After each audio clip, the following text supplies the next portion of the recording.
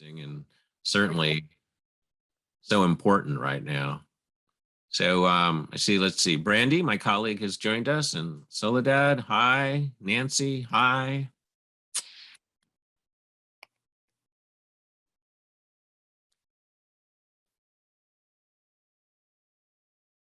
Anybody have a question?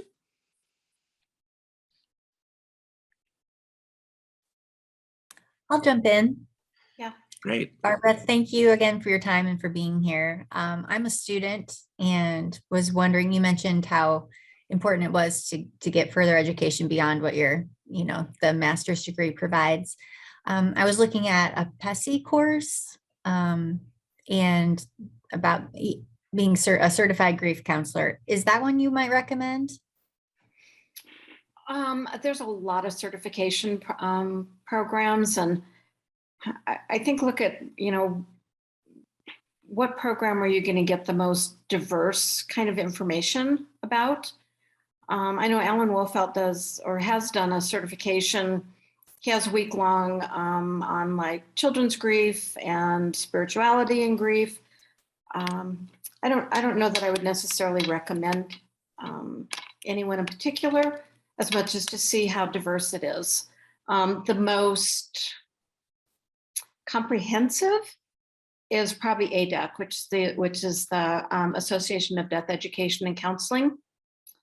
And they actually use college tests. And there's a test that you have to take, and you have to be recommended by someone in the membership in order to get that certification. Could you please repeat that organization? Sure, it's called ADEC, ADEC. Okay. Association of Death Education and Counseling. David Kessler, I think, might offer a certification. Marian University offers a certification. I think it's mostly, honestly, Amber, to get educated. Okay, that's my intent, but it is a little, there's a wide array, and I wasn't quite sure which way to head with that. So yeah, see what interests you within the different certification programs. My email address is on the article that I did, so feel free to reach out, and I'd be happy to talk to you more in depth about some of the programs. Thank you, I appreciate that. Yeah.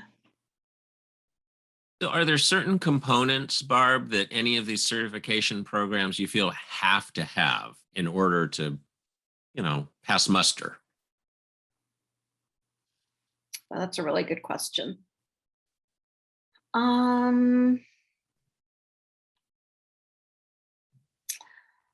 I guess, there sounds strange, but there's so many grief theories. So I think just, something maybe talks about the evolution of where we started, and, why Elizabeth Kubler-Ross is not, why her stages of grief are not something that we use, although we do use them. Yeah, kind of knowing about that, I think would be important.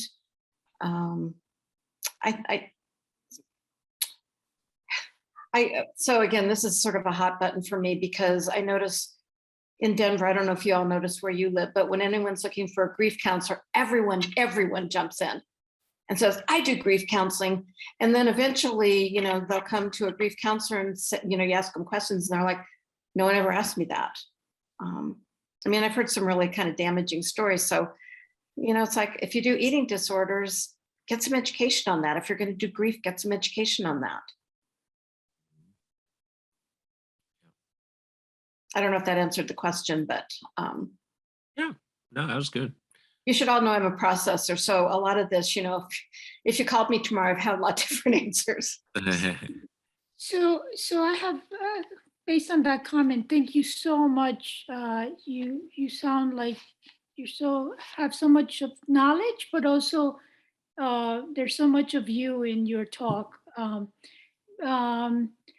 Absolutely, I feel like with COVID, there's really, I'm in New York. I'm in Westchester, White Plains, New York, and I was born in Ecuador, and then I moved to Queens, New York at the age of 7. And religion, I was raised Catholic, 100% Catholic, and then I married somebody with the Jewish tradition, And then I became interfaith. I studied Buddhism and I studied all these different kinds of faith because I felt that I needed to take all these trainings to understand my community and the people that I work with. But now with COVID, it's, I'm taking a disaster mental health counseling training through the American Counseling Association that sent me an email. And it's just like, we have to adjust to telehealth and children and technology and all these different things going on, that your response was, it hit me basically, just to the core. If you don't know, train yourself, get more information to understand it. And it's just wonderful to be here. Thank you so much. I don't know what I wanted to say, but I guess culture and faith and our beliefs and our traditions and our as counselors as well, everything takes a play in the ability to help others. Thanks. Thank you.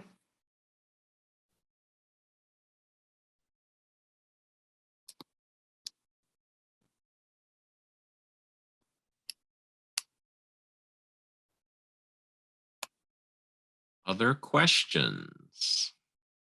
Or Barb, was there anything that you thought about after we had the interview that you wanted to share with the group? Yeah, there's two questions that I sent to Kent that I guess I can address. And maybe he asked this question and I didn't answer it completely, but one of the things that I learned, so as a grief counselor working where my dad was ill and died, and kind of my grief being dismissed. So the first time that I presented nationally through the National Hospice Organization,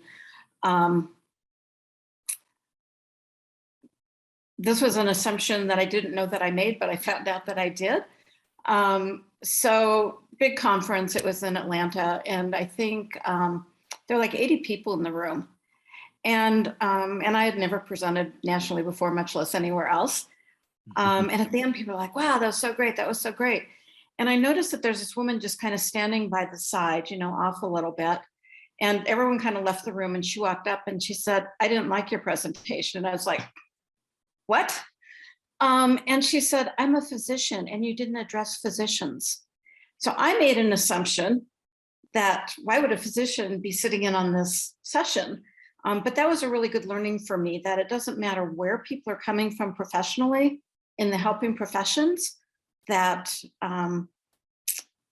we all have grief and we all have that sort of self-imposed and other imposed expectation that we should be able to figure it out. And without knowing it, I think I had made that assumption that why would a physician attend a session on grief? So I think that's really important to not think that, no matter what title they have, that they're still going to grieve and they still need that support. The other thing I'm curious for you all that came to this breakout, why did you come?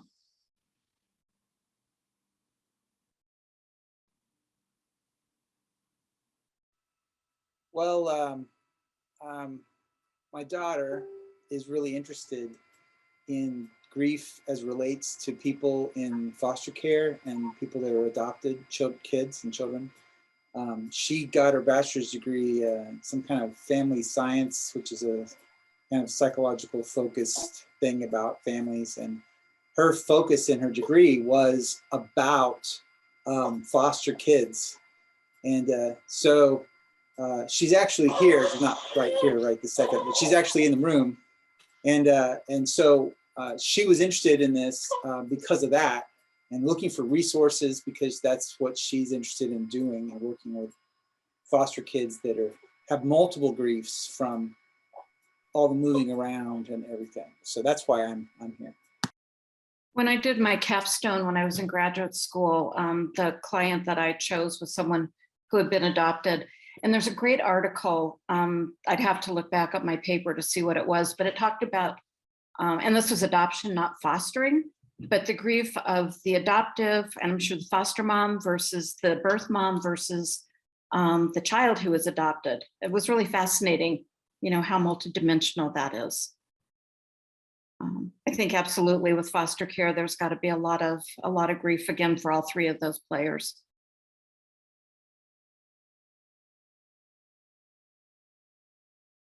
So Barb, what advice do you give counselors who experience their own loss and grief, you know, as they work with clients who they themselves are experiencing that? Yeah, it's, I think my cardinal rule, Rich, is, you know, be the daughter, be the son, be the spouse. Don't be the counselor. You can do that other times, but there's other people that can take that responsibility. So especially like when someone is ill, again, there's so much that a helping professional is called on to be that person that, you know, by the time the death comes or after the funeral comes, they're like, I missed all of that. I didn't get to be my dad's daughter. I didn't get to be my husband's wife. So that's probably the best thing that I would say. I think one of the things I found in my research is that sometimes we use our role as a protection. You know, if I can go to my counselor role, then I don't have to feel. I don't have to feel the feelings of grief.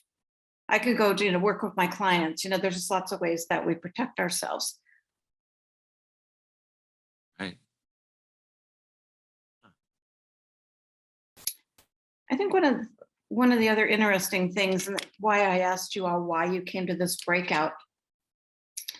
So I came up with this 8-week curriculum. And, you know, when I've spoken nationally, people are like, yeah, you know, could our company buy it? How can we get involved? And then people don't come. And I think, again, there's that protection of, I'm a therapist. If I'm in a group with other therapists, what are they going to think of me if I don't have it together? It's really been interesting. So I think people they're hungry for that support and maybe more one-on-one, but in a group, there's just a huge hesitation of what are other people gonna feel about where I'm coming from. Which is And so how do they get- interesting. Which is so interesting because I'm in a, sorry, the baby. I'm in a program, a graduate program for mental health. And one of the things we've learned is the majority of mental health providers have a DSM-5 diagnosis of some sort. And so if we're all wounded healers, most of us are wounded healers, then it seems like we'd be willing to share that.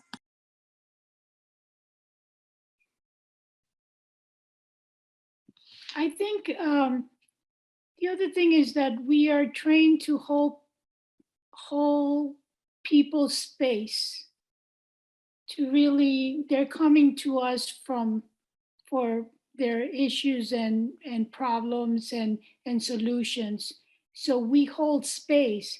So sometimes we even hold our own space, and we're not able to really learn how to, you know, trust others or trust people in our profession at times because of just the training. It's like a habit. It's like something that we sit there, we listen to people's problems, and what about us?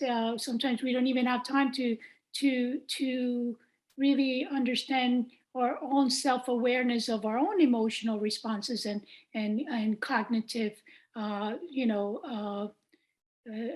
cognitive stuff that is going on. Thank you. That's such a good point. Your parents' name Soledad? You could call me Sol or Soledad. Yeah. No, that's a really good point that any of us in the helping profession, day after day, we hear really hard stories. And so sometimes we don't have time to take care of our own. Again, that's why I encourage everyone to, you know, be your human self as you can, to take that time to get yourself centered and grieve or process, because we do hard work every single day. So, Barb, what's the checklist then to make sure that you are avoiding engaging in maladaptive coping strategies? What's the checklist? So this is going to be a paradigm probably. It's to get support. And then where do you get it? You know, where do you feel safe? I've certainly had some clients who have been therapists who are dealing with their own death losses. And it's, for me, it's a process of getting them to just drop that professional demeanor. And again, just be the person who's grieving. Other checklist. I think it's what I said before, find things outside of your work, you know, be with friends, talk about your grief, know that it's okay to feel your feelings. And I think there's a lot of butting heads in grief, and especially for us, you know, is it okay to cry? Is it okay to cry with friends? We're therapists. Does that make it okay? Does that make it not okay? Can we make it okay? So I think in grief in general, I think it's finding people who can, like what Sol said, hold that space for us. I think a lot of times, I certainly found it in my own grief, that the foundation gets shattered. And so people that I thought would be there for me aren't necessarily. So you learn there's some people that you can talk about the weather, and some people you can talk about your feelings. And then people who you least expected to be there just like come through in the most amazing ways.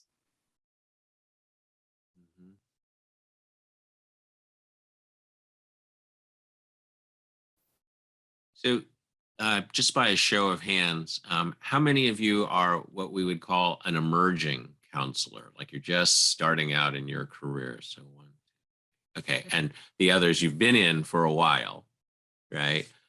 I'm just wondering, as you've gone down this path, those of you who've been in for a while and the work you've done in grief counseling, has there been any aha moments for you?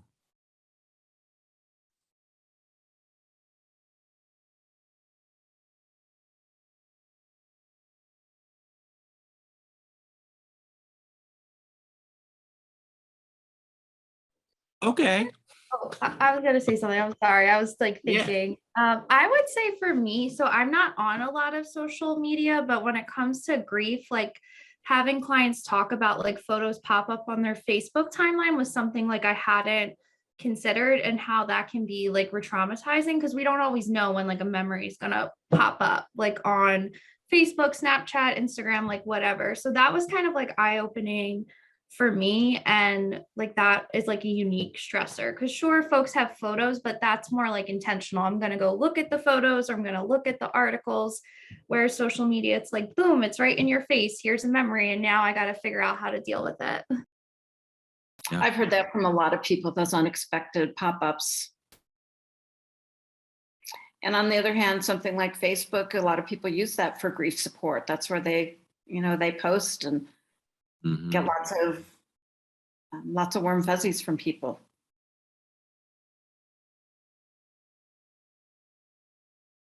Yeah, that's an interesting point, because, you know, we didn't have this kind of social media like 10 or 15 years ago, right? And you do see that stuff, and stuff does pop up, and it does remind people of their own journey. That's really, and that's a component that I don't know that they were really teaching about, right? You know, 10 or 15 years ago, because it wasn't as prevalent. I think also with the social media piece, like I remember from my own personal losses, how the funeral home was saying like people don't post in the newspaper anymore. Like they'll just post like obituaries on Facebook. And I think about like how that can leave some people out if they're not on Facebook or not good with technology. Like it's easy, I guess, like for me to hop on the internet, but I'm thinking of like my grandparents and stuff who like, yeah, they're probably not like hopping on Facebook, or they're having like issues accessing the internet. So I feel like technology, there's always like pros and cons with that too. For sure. So I was part of something called the Death Cafe, and it was started in England for 100 years ago, I think. And so every month I meet with a group, and talk about death. And sometimes priest comes from the area, or like death doulas, or from the community. That stopped with COVID. And so it's not so much as a community. I think sometimes technology takes away from that, from actually physically being with people. But I thought the Death Cafe was good because we don't plan for things that are hurtful. We are,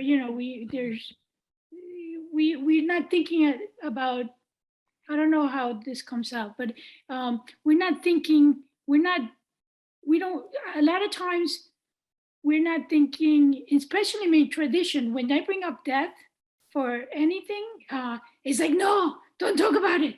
I don't want to hear this. It's something that can be a trigger, just bringing the word up.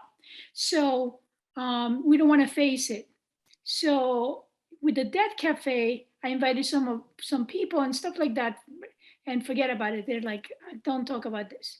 But when I went there, and I started going there because of clients that were losing people and stuff like that, and I just wanted them to have like a support group, something, a space that they can talk about at their own terms, and there's no agenda. You sit there, you talk about anything. Some people that showed up are in stage 4 cancer. Some people that show up have had death experiences or been in comas and stuff like that, and some people elderly and stuff like that. But it's just that space, that connection, and I think it's a great to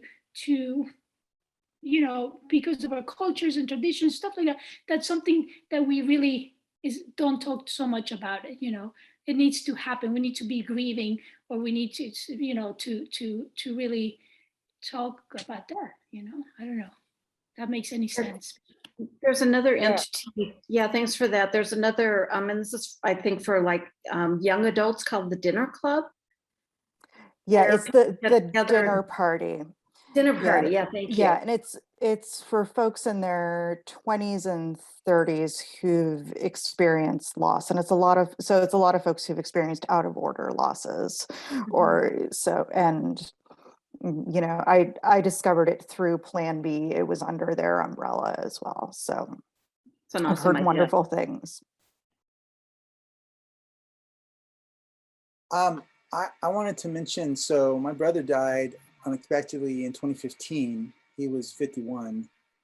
And one of the things that I had no idea about, I mean, I was in my 40s at the time, I didn't realize that how lonely the world was. I had like a built-in best friend for my whole life. He was my older brother, and he was gone. And then suddenly I was like, the world is a really lonely place. And it really spoke to me about how we don't know people's experience. I mean, I know everyone in my degree program, which I work Carl Rogers, and the whole idea that the client is the expert on their stuff, and it's so true, but you just don't, there's just things you don't think about in grief that you don't have any idea. And the thing that blew me away was just, I didn't know what I had. I didn't know that, that other people don't, like, the world is lonely. I didn't know that.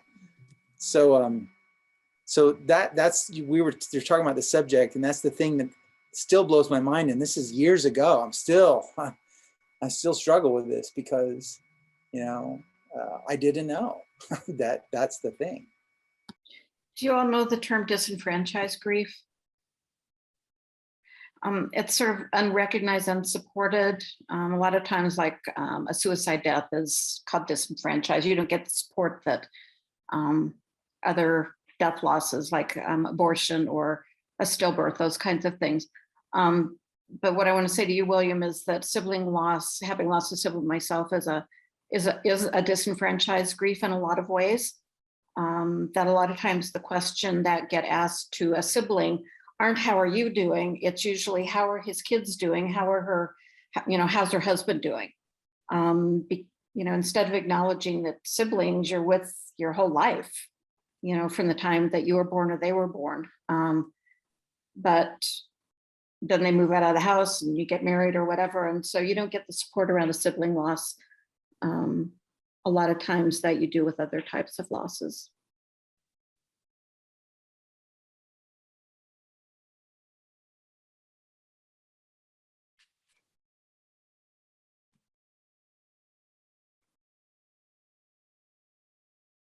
So let me ask, does anybody have anything else they'd like to share or any other questions? Or Barb, do you have anything you want to close with?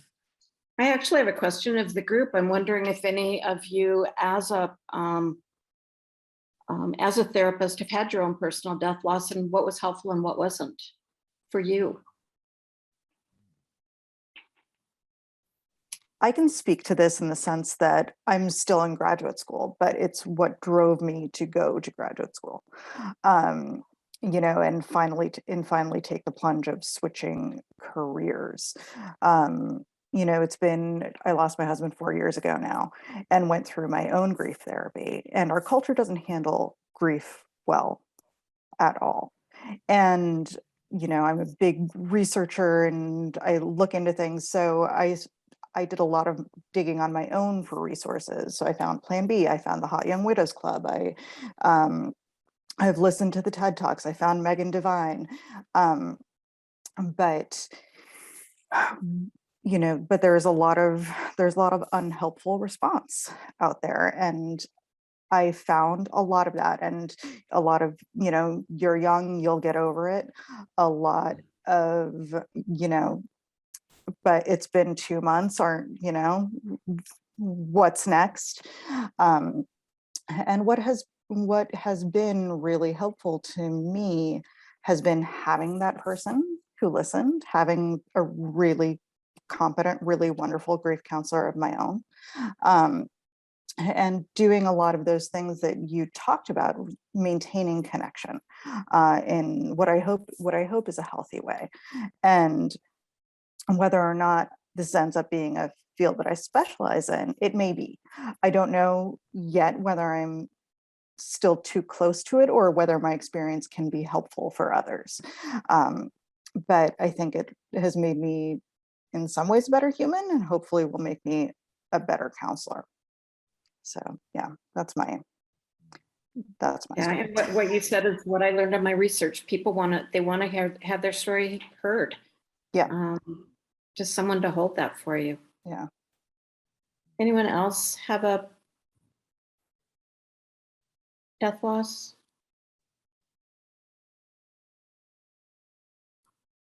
I wanted to go back, Richard, to Rich, one of the questions you asked me about COVID, that someday I want to write a book, because I think there were so many losses in COVID and continue to be, not just death losses. I was thinking about a friend of mine who, when her son turned 1, and she said, no one has gotten to meet him. That's loss.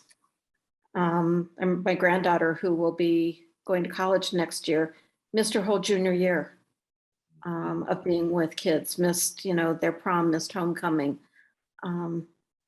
So I just think there's so many losses that go unacknowledged around what has happened in COVID, aside from death loss. Do you, does anyone know any resources for adopted kids or foster kids related to grief and the losses that they accumulate? I don't know of any resources, but a great resource for grief in general is Compassion Books. They are out of North Carolina, I believe. They have a very, very extensive, for children, for teens, for suicide, for homicide, for divorce, for people who have cancer, for parent loss. There's a great game if you work with kids called Doggone Grief. It's one of my favorite games to play with kids. There's these really cute cards that there's 4 stacks. So there's sad, mad, happy, and scared. And there are pictures of dogs on the outside, different dogs. So scared dog will have a scared look, and then it will have a question. So like Bella is really scared when her mom leaves the house, and then we'll say, what scares you?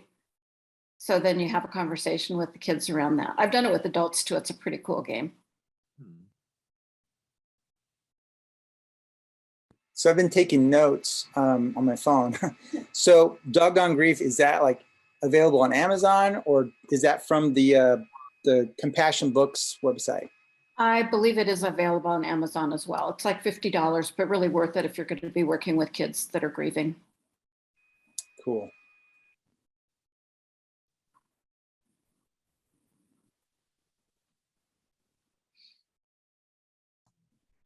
Hey there. I have a quick question. Is there any, I guess, new information out right now on like dealing with grief? Because I've done a lot of research on grief, and I saw clients who are experiencing grief, and I have all the normal stuff that I tell them, and I was just wondering if there's anything, anything creative or like something new that you can kind of share with us. I would send you to What's Your Grief. I think they're the most current, the most trendy. They do a blog that they send out usually on Thursdays. You said They have What's Your classes. Grief? What's Your Grief? Thank you. Yeah, I honestly, I think they're the kind of up and coming grief people.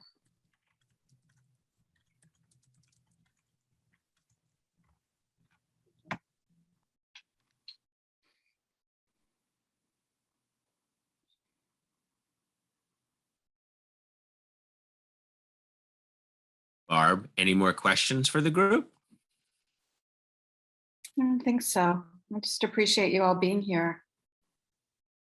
Well, we appreciate everything that you're doing and how you've helped all of us. And I think that, you know, like you said, it's not just grief from death. It can be grief from many, many different facets, right? And the fact that as counselors, all of you who I'm looking at who are doing such good work and will be doing such good work, I mean, this is like a critical component that you need in your experience base, right? And people like Barb, who've been walking this path for a long time, are good people to connect with. So I'm glad you were all here. I'm glad you took the time. ACA appreciates it. ACA appreciates Barb as well.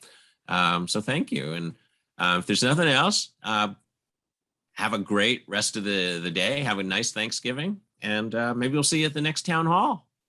Yeah, and please feel free to reach out individually if you have questions that I can help you with. Thank you so much. Thanks, everybody. Thank you. Bye. Thanks. Bye. Have a good day.